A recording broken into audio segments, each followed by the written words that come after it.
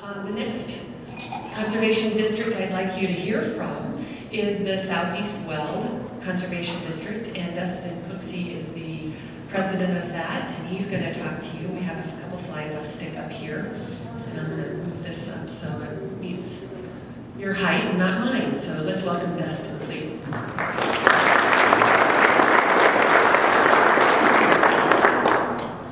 We started at the bottom of the pile. Go ahead. And you know, this is kind of some comedy here, but really we started out, the four of us that started out all on the board at the same time, and kind of literally had a box of paperwork handed to us and said, "Good luck." And we said, "Gee, thanks." And so that's kind of where we started. And so we were trying to figure out where we should start, and we kind of looked back at our past.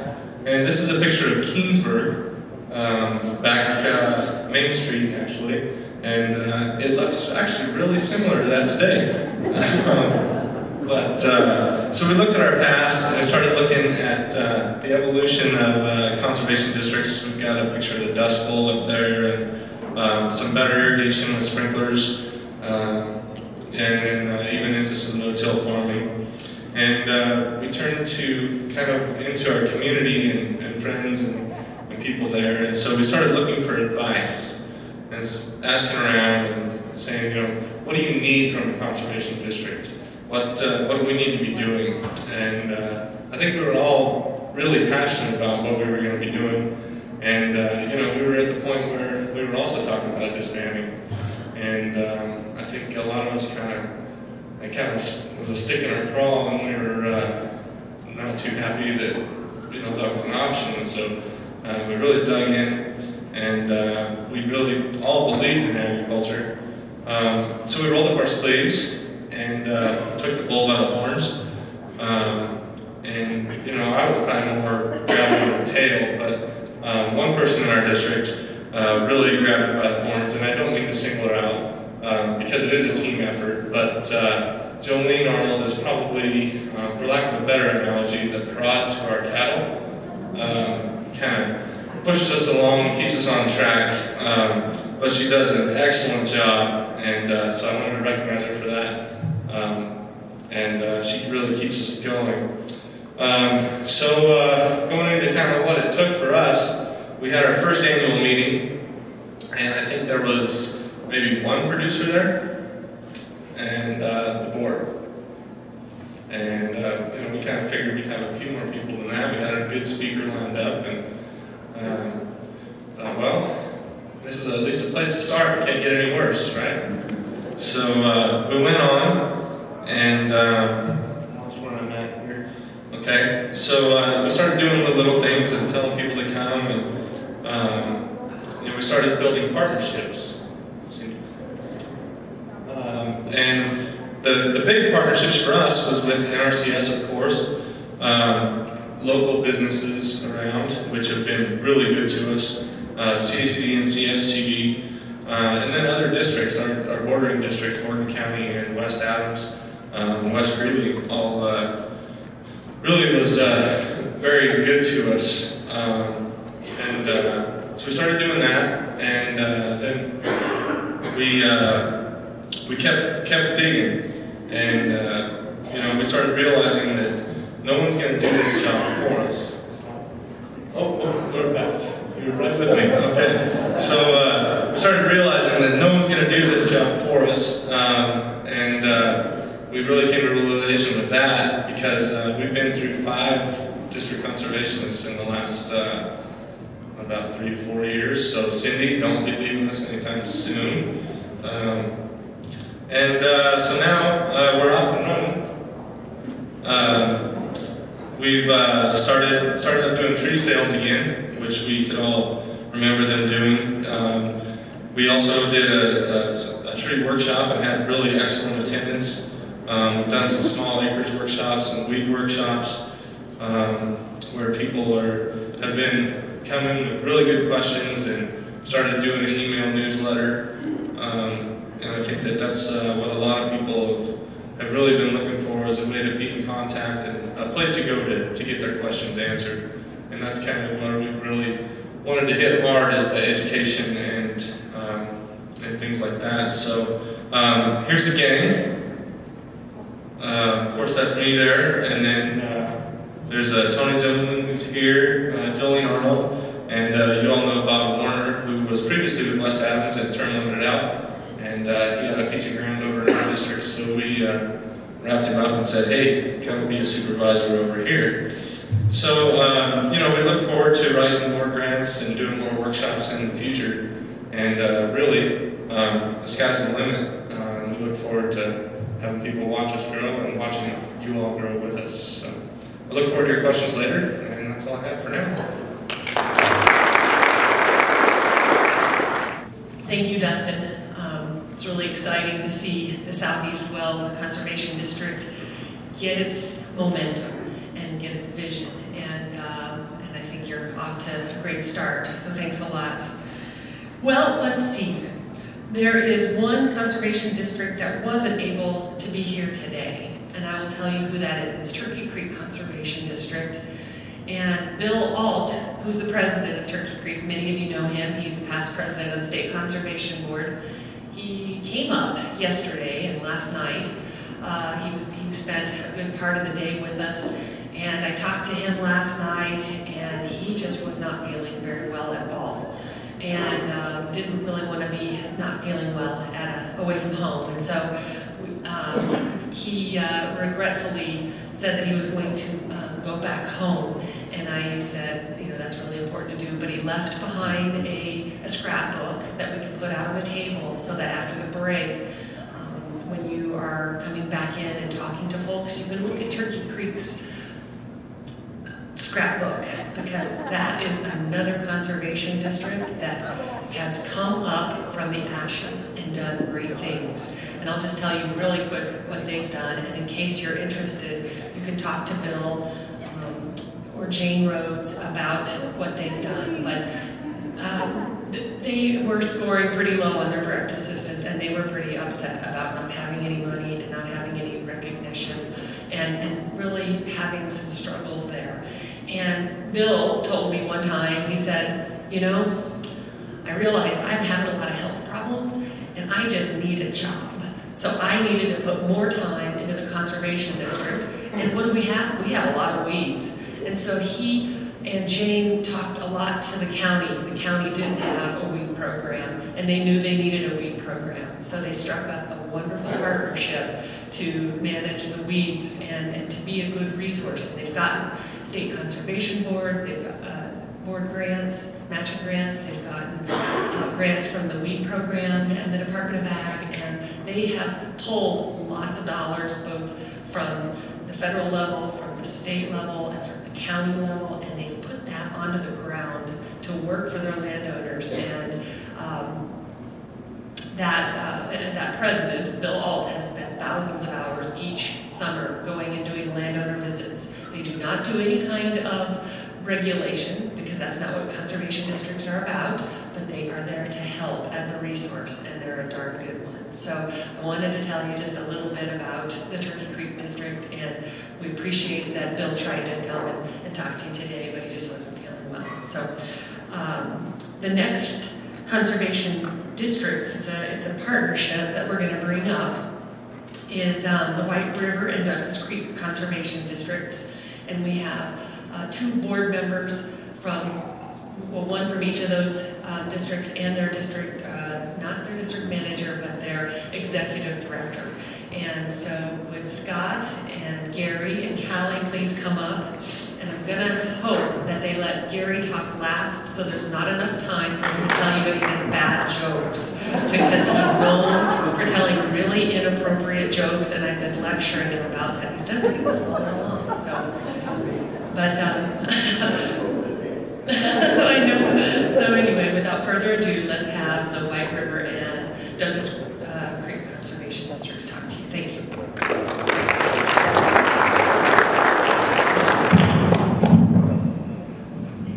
See if I can break something here this morning. Thank you. I think what I'd like to start with first this morning is a little pep talk, just right quick, to all our fellow conservation districts, district supervisors, district employees, that you can have your own success story. You will have your own success story. And into the future, there will be a lot more to come, I'm sure, with lots of hard work. Douglas Creek's in the northwest part of the state of Rio Blanco County, and we do join White River on the east end. Mainly Douglas Creek is rangeland. We've got several gas fields, oil field. We've got some farming ground interspersed in it. We've got wildlife issues. Like I said, I mentioned the wild horse issues. And so there's a pretty diverse range of issues that we deal with. And like a lot of the districts, we too had problems with funding. Our board in particular decided that finally we weren't getting anywhere. We were frustrated. We wanted to do things. We wanted to be out in the community helping our landowners. And so we decided finally we just got to knuckle down, get out there and beat the bush, talk to our landowners, talk to our, get our community involved, talk to the commissioners. And we finally, in doing that, we had a vision and sight in mind that we presented to the landowners, and we got a mill levy passed. And so with that, it came along still several years. We were still frustrated. We had some ideas. We had some long-range plans, or in our long-range plan, we had some ideas that we wanted to work on that were the issues of the landowners, but we were just having trouble. We could see the end, but we were having trouble making the path there. I remember Callie came to one of our meetings, and I told her, man, I'm so frustrated. I just almost want to quit. And she said, please don't quit. Let's put our heads together and see if we can come up with some solutions and get, now that you've got funding, let's try and get a plan going where you can actually help your landowners and become efficient in that route where you want to get to. So she was instrumental in getting a landowner input session put together for the district. We asked the people that came, what like Gene Smith said yesterday, what can we do for you? I mean, we want to help you. We want to help take some of your issues on and try and resolve them and make a difference in this community and throughout the state and our great nation also. And so with that, we put with the input session, we got it all, we got it put together, and we've got several issues. We were able to take the wild horse issue and the rangeland health issue on, and Gary's been very instrumental in that. So with that, I'll let him take it from here. Thank you, Scott. We want to convey the message to you folks is what Scott talked about is where the Conservation District was and how did we get where we are today. And we'd like to think today we're having some successes in helping the landowners. And what we did is, through local input from the landowners, we came to the conclusion that the best way to serve our landowners in our part of the state, because of the large amount of federal land, both BLM and Forest Service, that it truly would be help our landowners for them to have a strong voice on natural resource issues to those agencies. And from that, the wild horse issue arrived. A lot of landowners had concerns about that. We had Tracy Bentley, the CACD lobbyist, come to our annual meeting and speak, and a group of landowners got with Tracy and told her about the wild horse issues. Within 2 weeks, she had a state senator up there meeting with them, and boy, the ball started rolling. And we're very proud of the fact that we hear that maybe White River Douglas Creek is actually known in Washington, D.C. as being one of the driving forces in trying to make some changes on the wild horse. We're really proud of that. But bottom line is, we came to the conclusion here a little bit over a year ago that if we were really going to be effective on these issues, we needed to have additional staff other than the traditional district manager doing the traditional things. And because of our mill levy, we're fortunate that the money was there to be able to actually step up and hire what we're calling our executive director that focuses solely on those issues. And boy, I tell you what, we as board members can work as hard as we want, but if you don't have good staff that really stays on top of these issues, that's what it takes to be effective.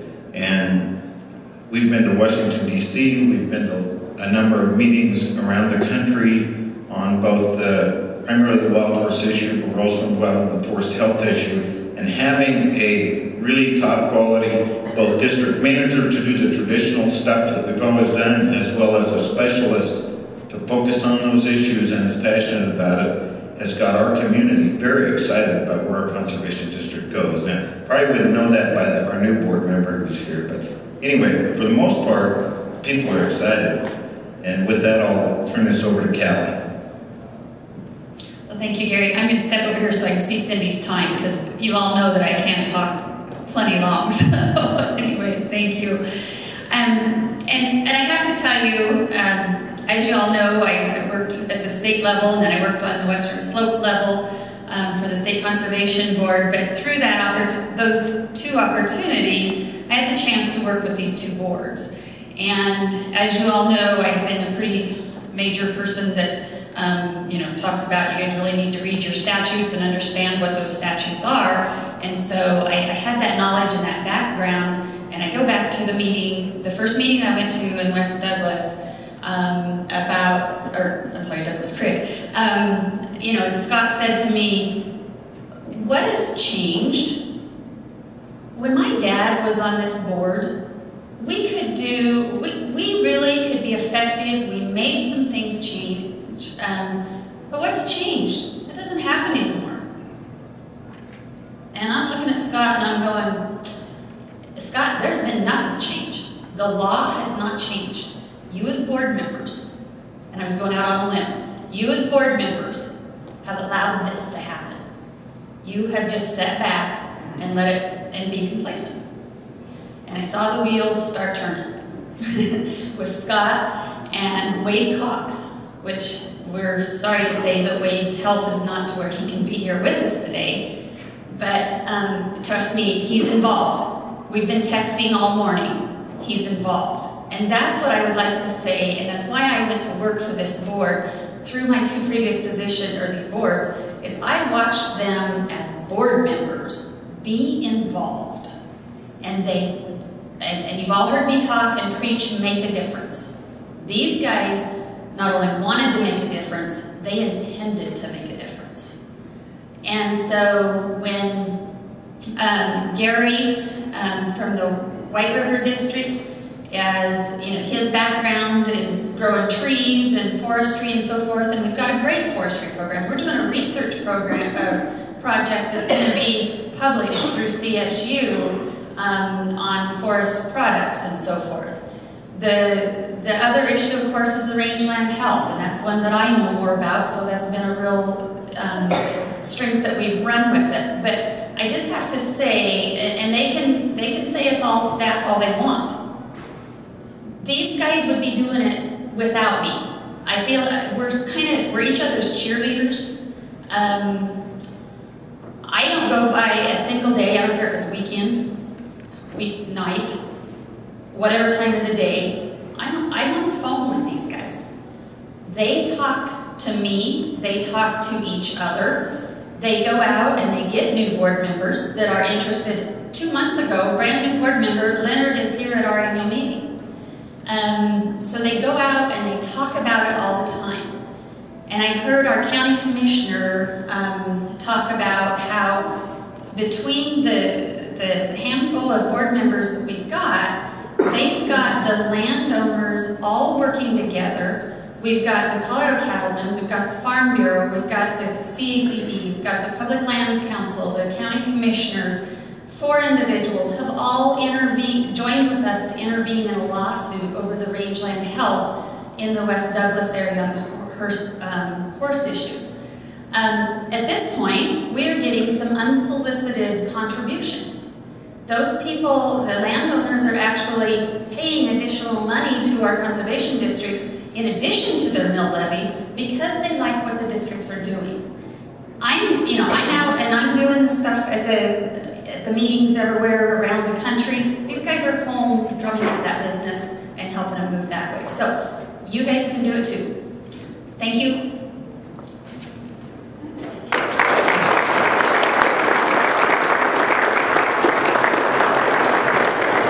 Thank you very much.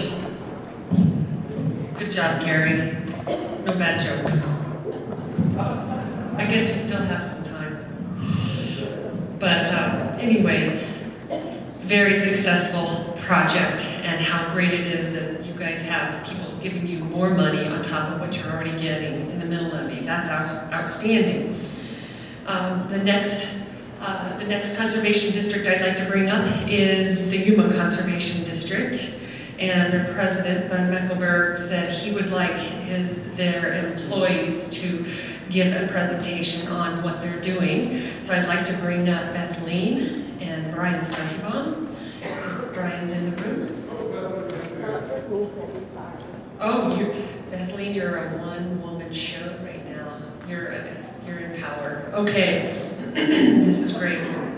Well, I'd like to have Bethleen talk to you about all the really neat things that they're doing in the Yuma Conservation District. So,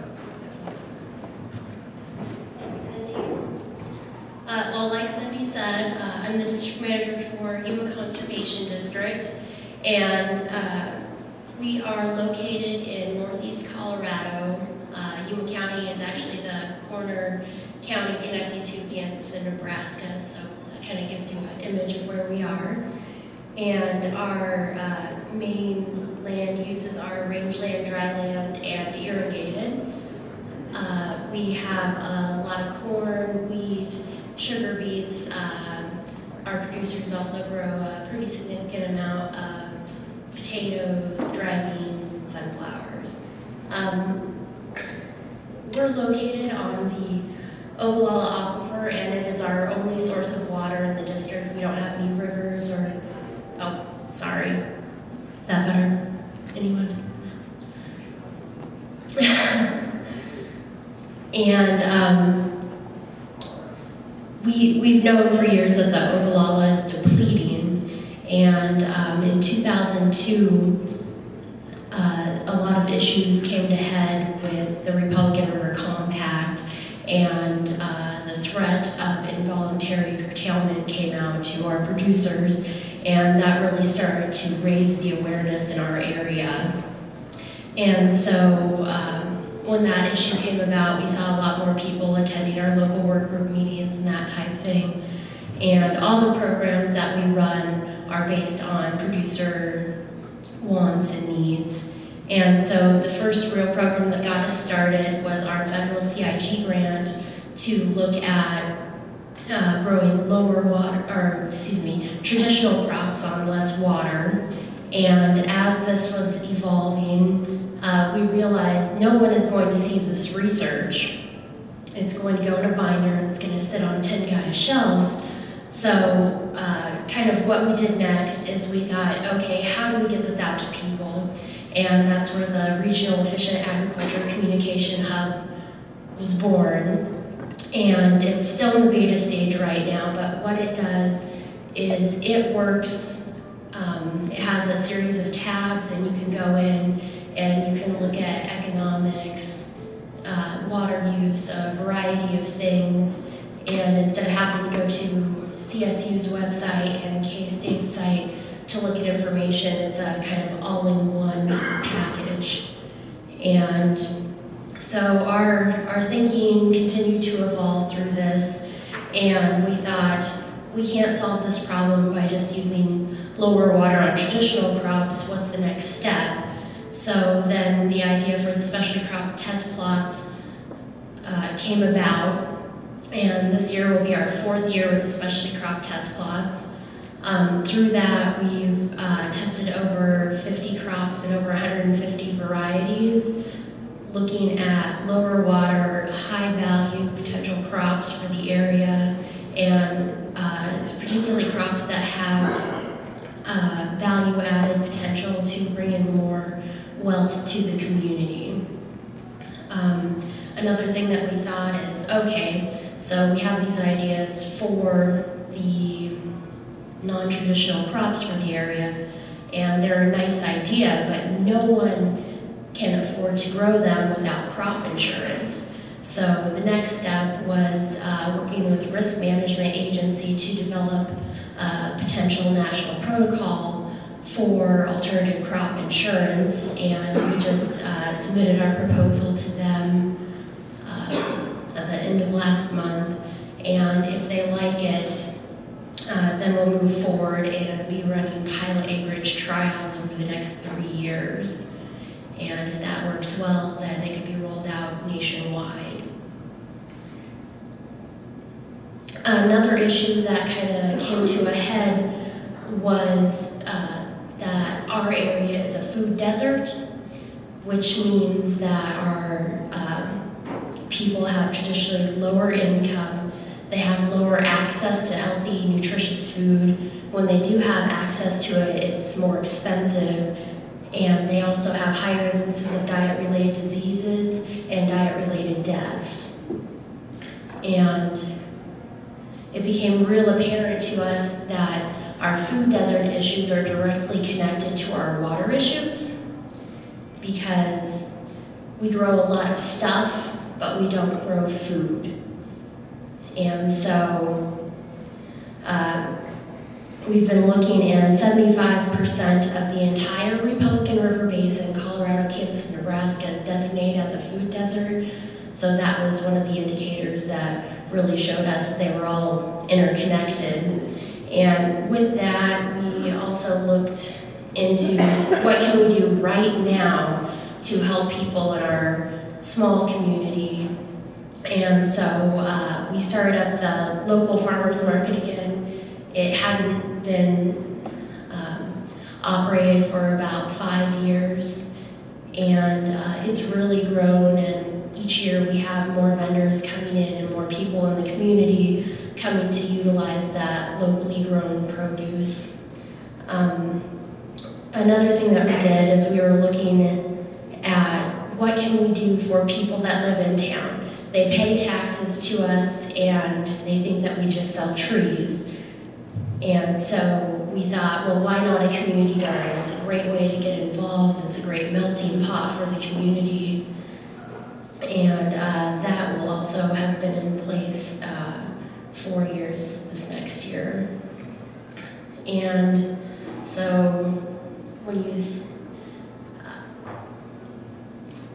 we stepped back to assess kind of where we were, what our programs were doing, where they were going, and we kind of believe that the next step that we really need to move forward towards is getting local infrastructure in place to support a variety of non-traditional crops for the area. And we applied for an acre grant through Department of Ag to look at developing a crush plant for the region. We're not going really big, we're going to do a smaller scale plant, and that should save quite a bit of water, create new jobs, as well as a new product for the area.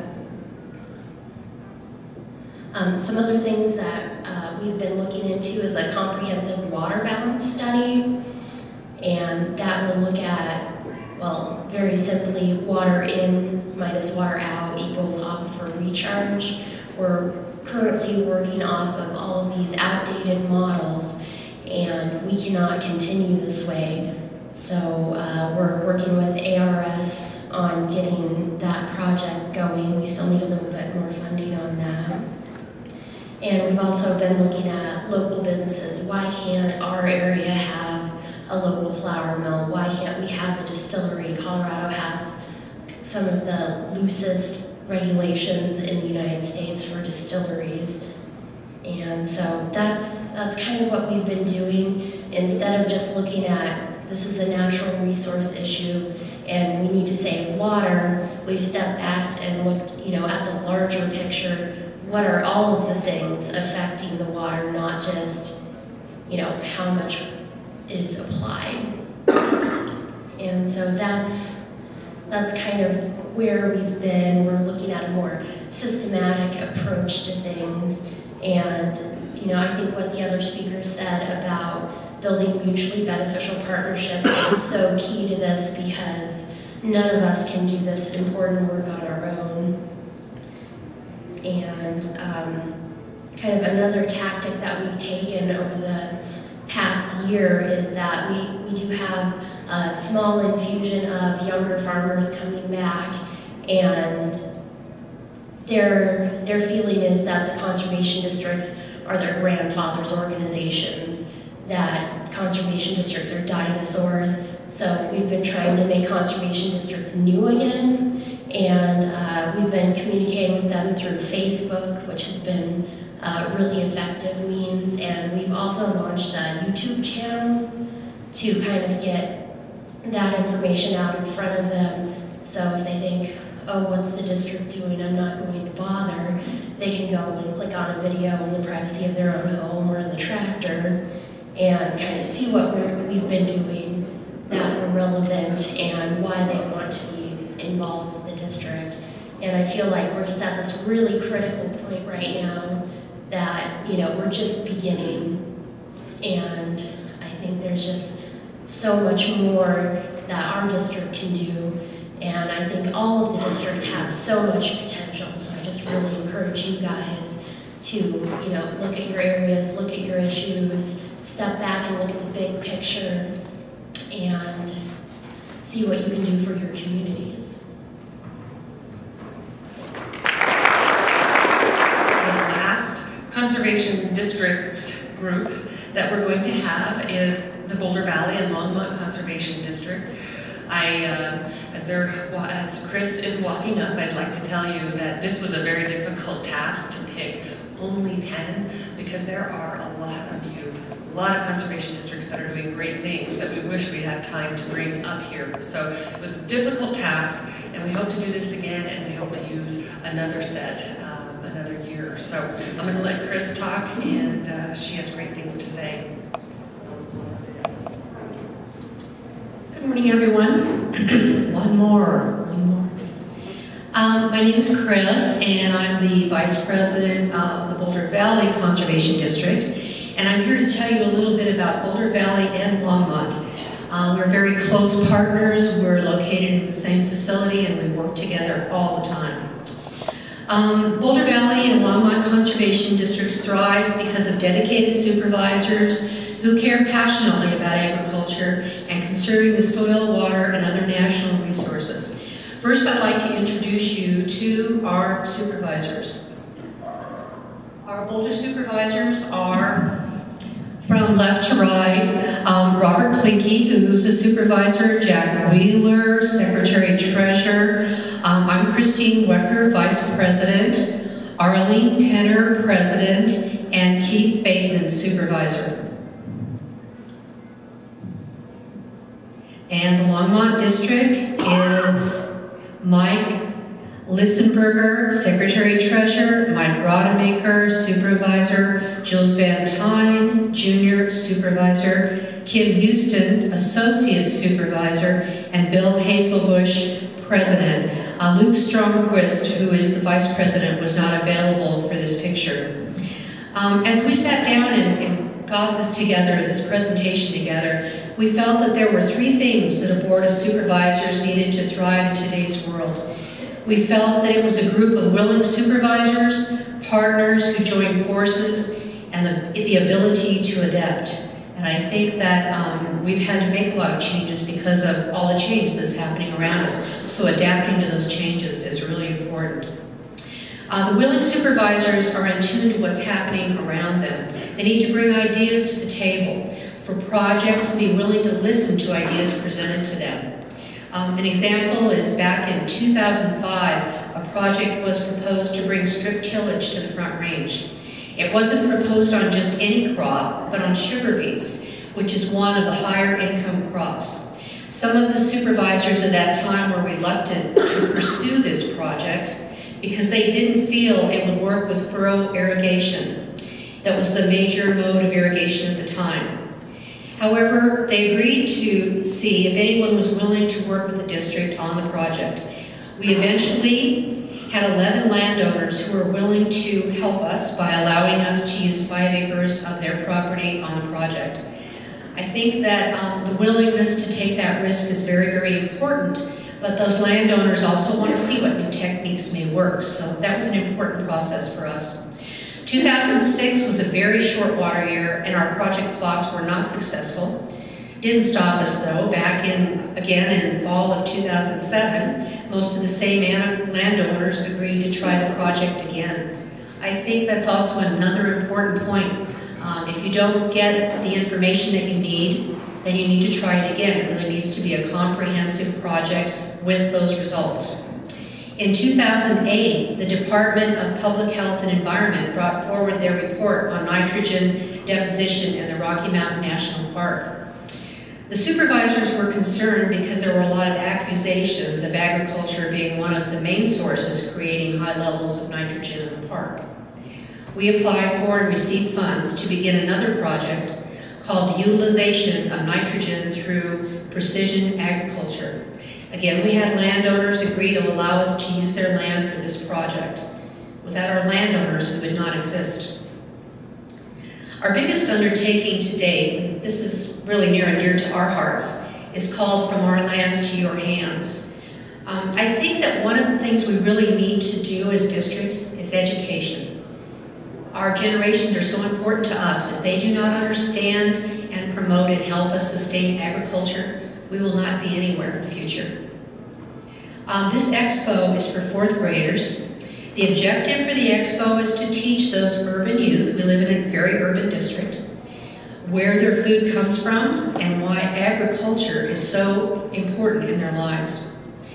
We were all very supportive of this. It sounded exciting, sounded kind of overwhelming at the same time. The first year we had 350 students attend, and 30 different organizations provide presenters. 350 students, I think, was more than what any of us anticipated. You also need to understand that with that comes concerns and problems just getting them there, like writing a grant to pay for the buses. You know, schools don't have a lot of money now, so writing a grant to get the students there was very important. In 2011, we had 470 students and 35 different presentations. And planning for the 2012 Expo is well underway. Right now we have 500 students and 36 presenters planned. Here you see some of the students with the presenters, and this list of participating organizations will give you an idea of how supportive the community is for education. We're very pleased to be providing educational workshops and events for our kids. The second group of people who make a board thrive are the partners that the district develop. This includes the landowners who are willing to work with the district and provide land for projects like the ones we just talked about. The organizations that we partner with are of utmost importance. The CSU Extension Office is located in the same building as we are. The agronomy agents, Bob Hamlin and Adrian Card, provide input on the projects that we do and work with us to provide information to small acreage landowners. We work with the 4-H program to provide funds for awards and for purchasing animals at the Boulder County Fair, which help local youth to be able to continue their projects. The National Resource Conservation Service and the Farm Service Agency work with the district to provide technical support and assistance. District Conservationist Boyd Violet, Soil Conservationist Don Graffis, and Sylvia Hickenlooper, County Executive Director Jean Turner, and Program Technician Alvin Mascarenas are always ready to help with the projects that are undertaken. We work closely with Boulder County Parks and Open Space because of the agricultural land to which they are responsible, which is very broad and vast.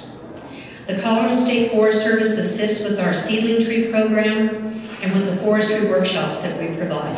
The City of Boulder Mountain Parks and Open Space works with us on weed issues and their open space property as well.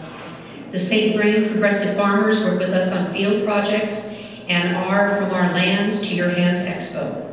These and other partnerships provide opportunity for the public to become acquainted with the conservation districts and provide additional opportunities to work with landowners whom we might not be able to assist if it weren't for the partnerships.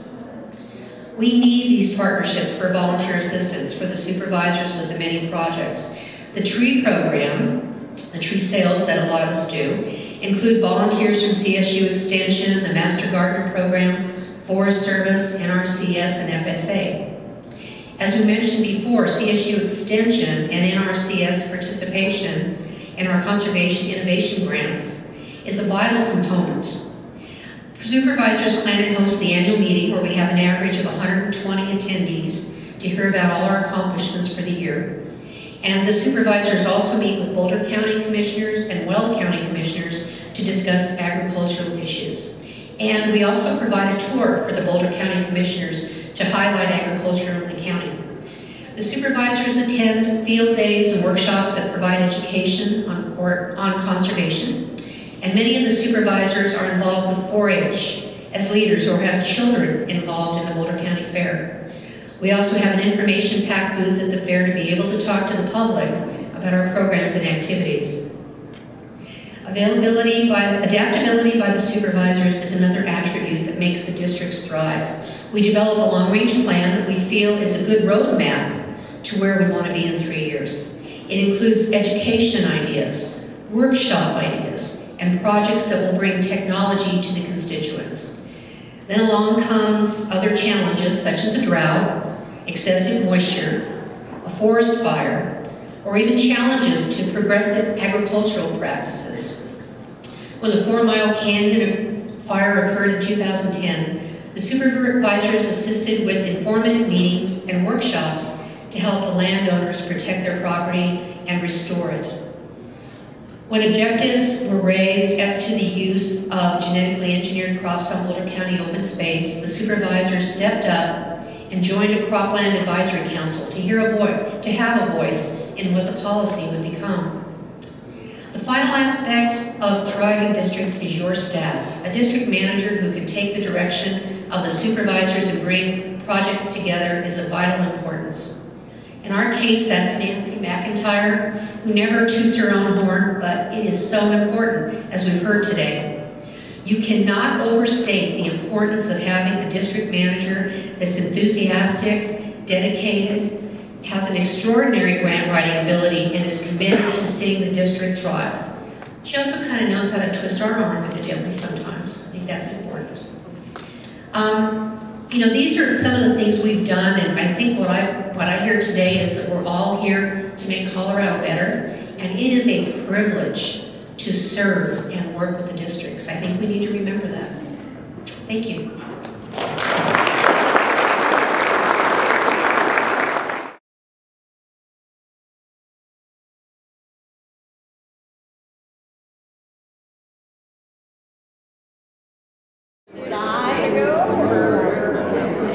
So there were 2 of them. I don't know if it was the...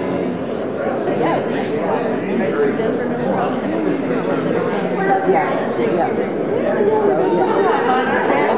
that's really, unless you know somebody in the school, getting in is really difficult. Okay. So unless you can go through something. Yeah. Well, what do you do about the wells? You know, we have subdivisions pre-1976 or somewhere. Yeah, they're all okay then.